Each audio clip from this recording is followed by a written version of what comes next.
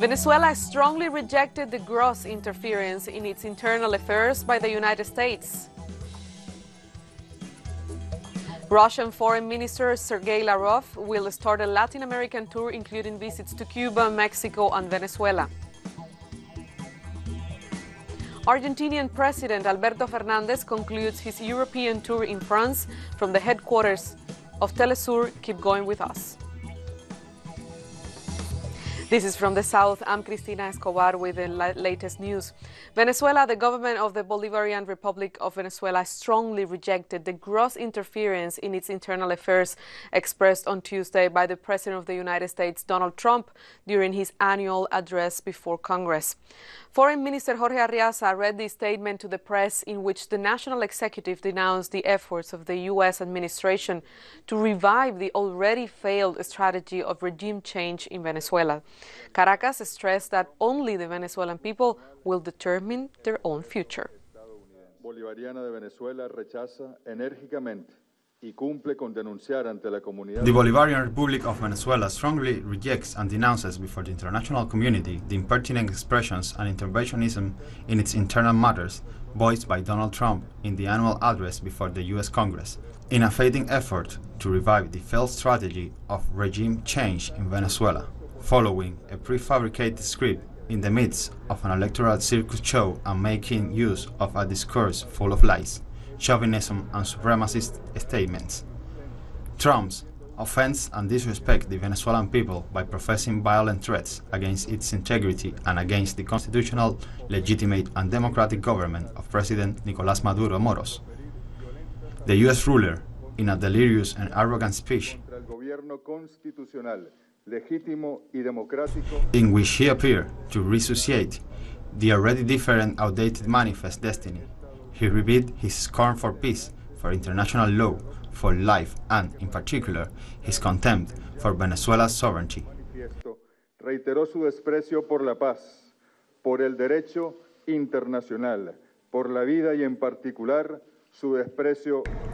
Counting on the shameful complicity of those who are dedicated to selling off the homeland in exchange for the crumbs that their boss, Lord Trump, throws at them. De las humillantes migajas que les arroja su jefe, el señor Trump, dependiendo de su estado de ánimo.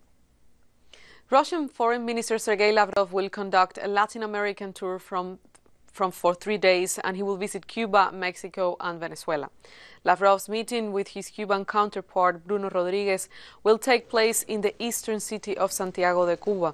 Russian Foreign Ministry spokeswoman Maria Zakharova said recently that the coercive measures adopted by the United States against Cuba to tighten the 60-year-old blockade will be among the issues to be discussed during the bilateral talks. In Venezuela, Lavrov will meet Maduro, as well as Executive Vice President Delcy Rodriguez and Foreign Minister Jorge Arriaza. They will hold talks about cooperation in energy, mining, transport, agriculture, and defense.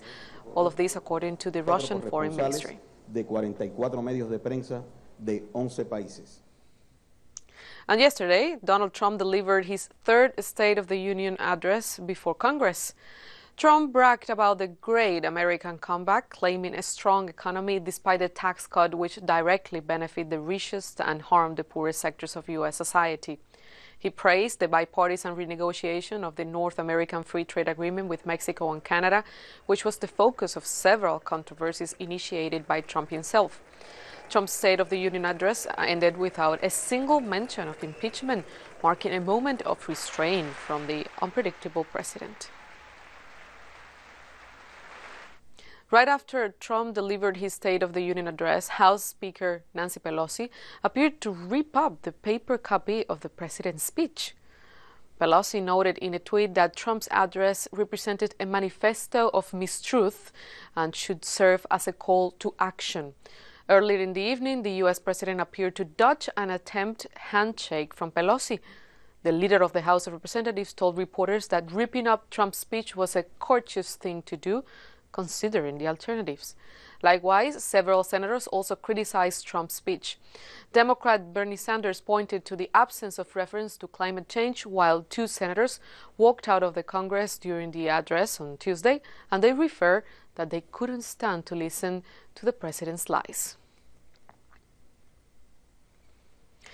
The Cuban government provided a timely response to Trump's State of the Union address as the U.S. president mentioned the island alongside attacks on Venezuela and Nicaragua.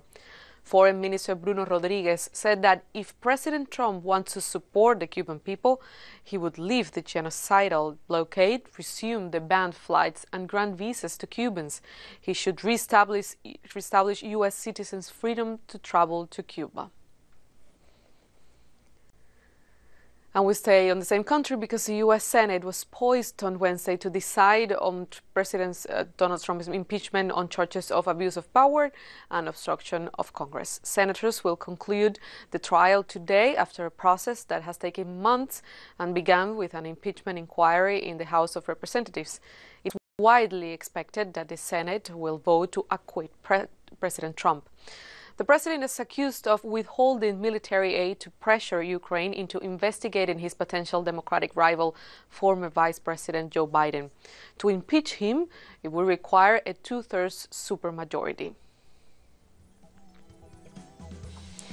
We're going to take a break now, but coming up, President Fernandez concludes his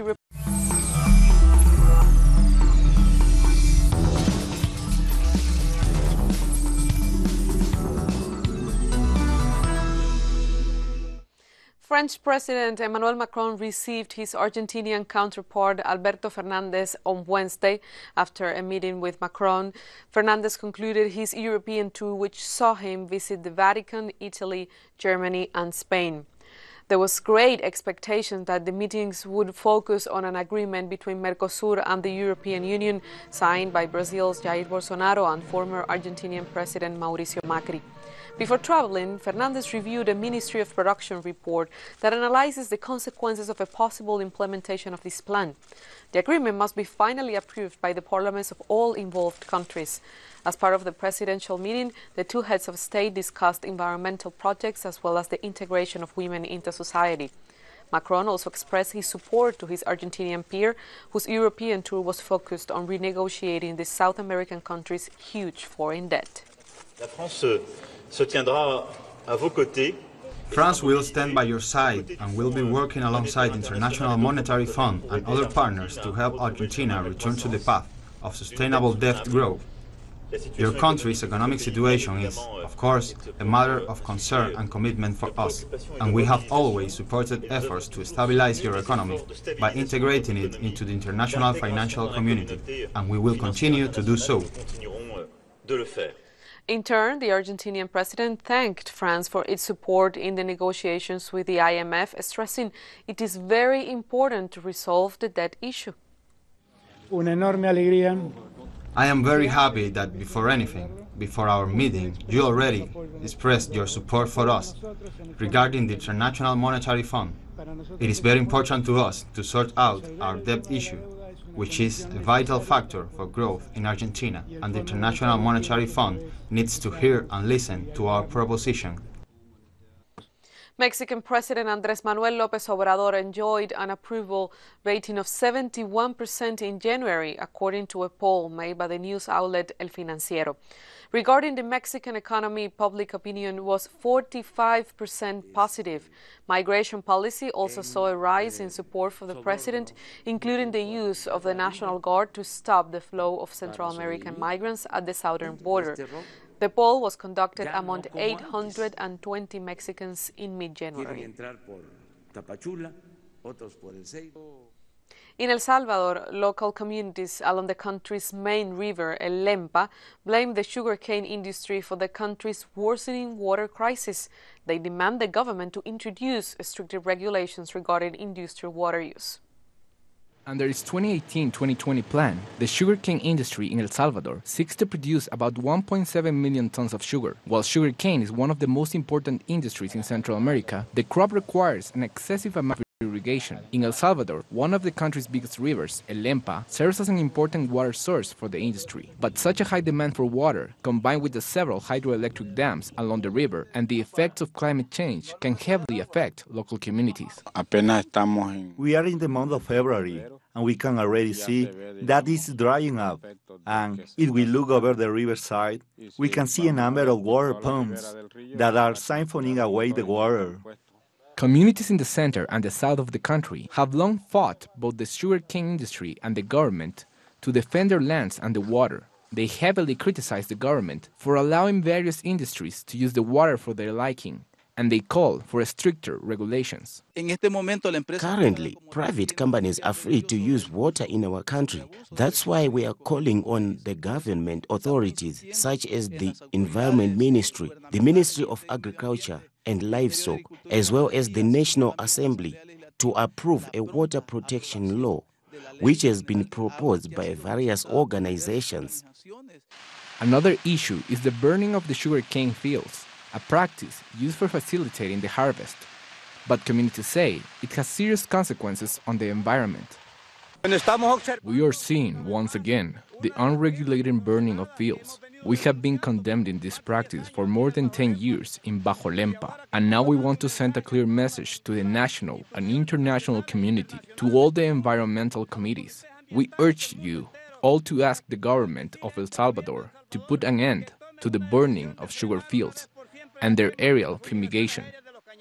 And such practices of the sugarcane industry don't only damage the environment, but also pose a risk to the health of local communities. The contamination of the water and the air pollution can cause serious illnesses like diarrhea, respiratory diseases, and not only in my home, but also across nearby communities that are located near sugarcane fields.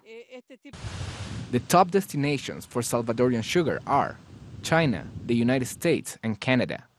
The income from exports in 2018 was around $722 million, a profit the local communities along the River Lempa do not see.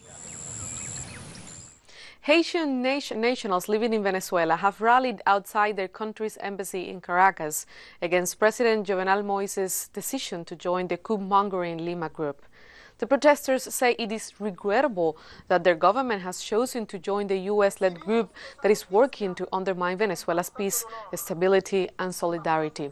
Moïse's decision came as the Caribbean nation is facing one of the worst political, economic, and social crises of its recent history.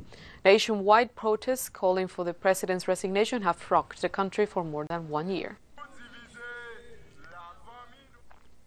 Jamaica's Prime Minister has instructed police to take action against anyone preventing the Ministry of Health dengue eradication drive. Let's see the story. You have any right to block, deter, or harm a public officer doing the public's work. And Minister of Health, and I'm saying to the Commissioner of Police and the police officers who are here, we must enforce the laws very strongly on this matter. Because it is not in the public's interest for someone in their private yard to be breeding mosquitoes. And when you come to talk to them, they tell you, you can't come in my yard and you can't tell me what to do about this. That can't work. And in fact, the public health law gives the right to the public health officer to enter your premises and take action if you are having breeding sites. And I'm saying to the Minister and to the police, we have to enforce this law. St. Kitts and Nevis is preparing for elections on February 28th, while regional pollsters are at odds over who will be victorious. The Barbados-based Caribbean Development Research Services predicts that the ruling Team Unity Political Alliance will win the elections, securing a second term for Prime Minister Dr. Timothy Harris. However, the Jamaica-based Johnson Survey Research Limited, which predicted the St. Kitts and Nevis Labour Party's defeat in 2015, now predicts that this party will finish in the lead with 7 seats. This would see Dr. Denzil Douglas return to power after being in the post for 20 years from 1995 to 2015. And the famed and highly acclaimed Barbadian poet Edward Kamau Brathwaite passed away at the age of 89 on Tuesday. Kamau was known as one of the godfathers of modern Caribbean literature. He also conceptualized Creole identity, a predominantly Afrocentric theory drawing on the majority of African heritage of the Caribbean peoples. Prime Minister Mia Mottley described Kamau as easily one of the titans of post-colonial literature and the arts. His death leaves novelist George Lamin as the sole surviving Barbadian contributor to the post-war Caribbean English literature. In Ecuador, workers at Radio Pichincha are still waiting on a decision by a provincial court on whether they will be taken off the air. The government of Lenín Moreno argued that the radio station had promoted instability by reporting on the massive anti-government protests in October. Social organizations say this is an attack on freedom of speech. The new attempt to silence Radio Pichincha in Ecuador is still without a final ruling by the courts. The decision by the Communication Regulatory Agency to appeal the protection order by the radio keeps its workers worried about their jobs. We are waiting to see what will happen, if we will have to close our station, depending on the decision by the judges. It is also a decision affecting 46 people that were on Radio Pichincha. Due to this new attack against the radio, there has been a strong criticism against the government, and even international organizations have condemned it. We have the support of citizens, international organizations, digital media, and even the Inter-American Commission of Human Rights. We receive support every day. Several human rights defenders and organizations are warning that the acts by the government are a clear violation of rights and attempts to attack freedom of expression. Last year, the government signed the Chapultepec Declaration, and by it, it said it won't act against freedom of expression, and we are now seeing how the government is violating that right. What they say does not match what they do. Weeks ago, the Communication Regulatory Agency announced the end of the radio's permit to broadcast and ordered an intervention on it. The agency claimed the radio had committed a crime against national security. In 2019, the agency made 3 attempts to close Radio Pichincha, to which a judge issued a protection order against the radio. We're taking one last break, but stay with us for more on the Chinese government attempts to ramp up efforts to contain the coronavirus.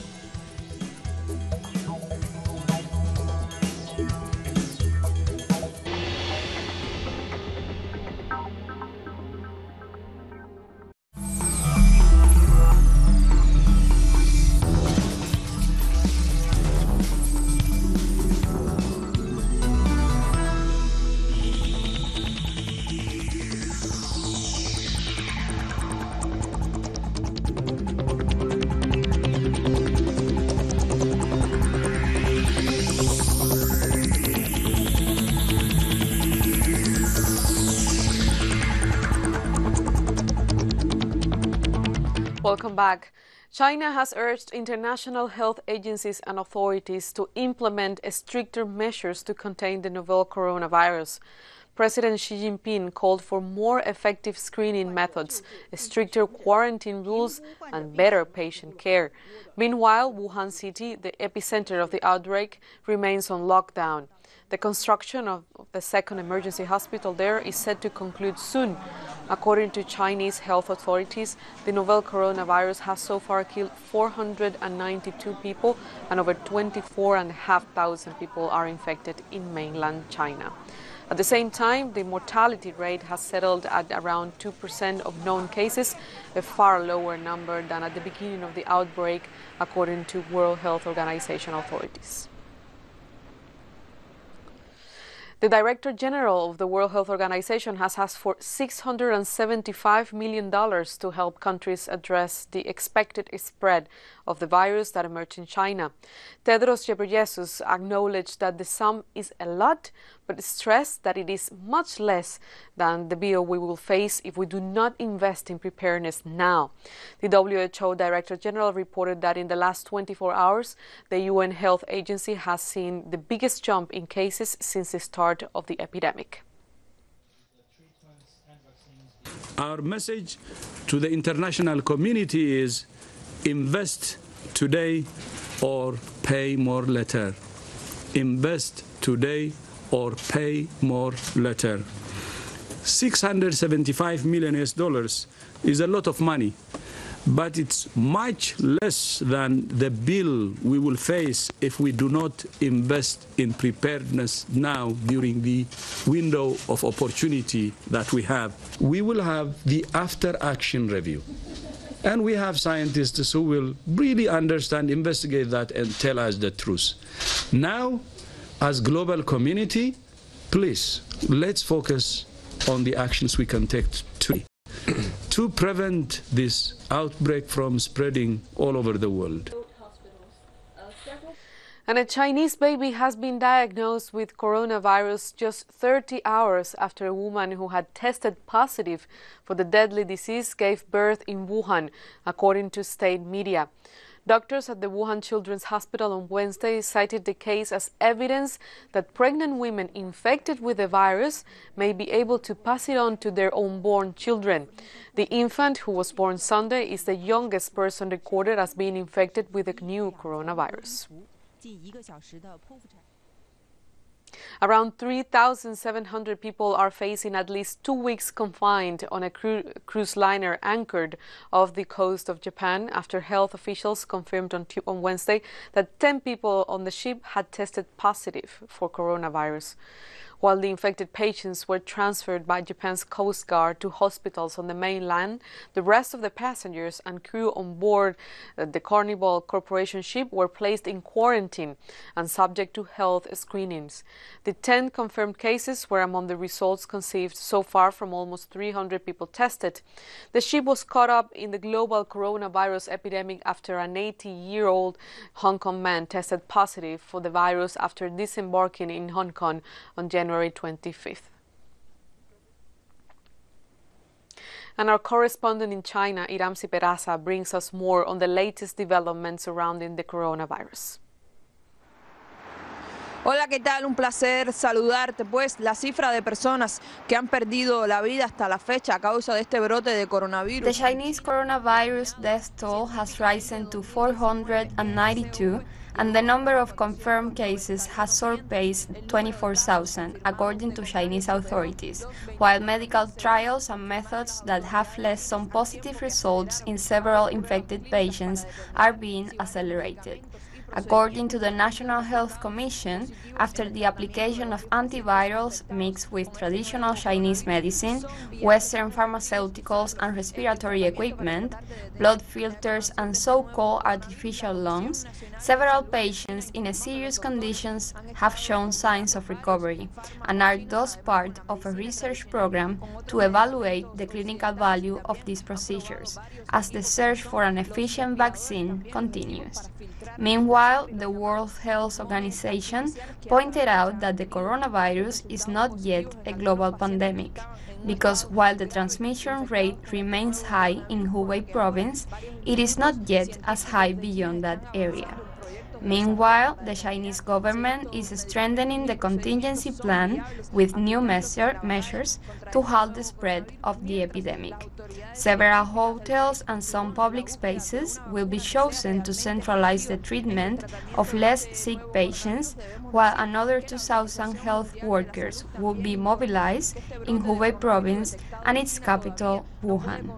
Precisely in Wuhan city, 20 mobile hospitals will be set up as a support measure for the designated healthcare centers to treat the virus that has almost all of China operating on a maximum emergency level.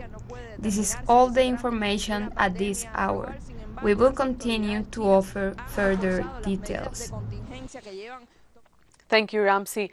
And now we continue with other stories. Iran's Supreme Leader Ayatollah Ali Khamenei has condemned U.S. President Donald Trump's so-called Middle East peace plan, which has been widely rejected by Palestinians and those who support their cause.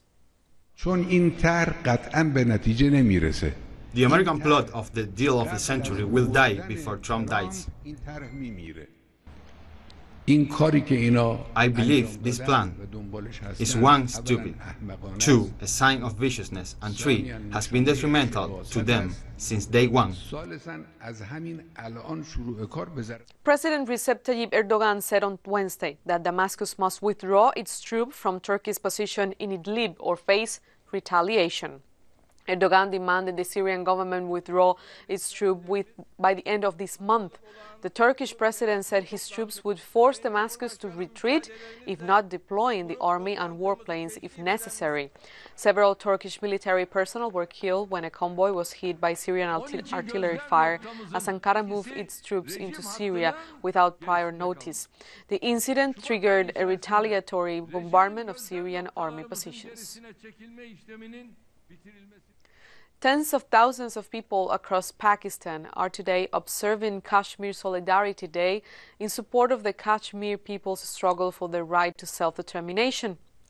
Mass rallies, peace walks, conventions and meetings are being held across the country to draw global attention to the plight of the Kashmir people. This is the first time the day is being observed after India unilaterally revoked the special status of occupied Kashmir in August last year. And we've come to the end of this news brief. You can find these and many other stories on our website at telesurenglish.net and join us on social media, Facebook, Twitter and Instagram. For Telesur English, I'm Cristina Escobar. Thank you for watching.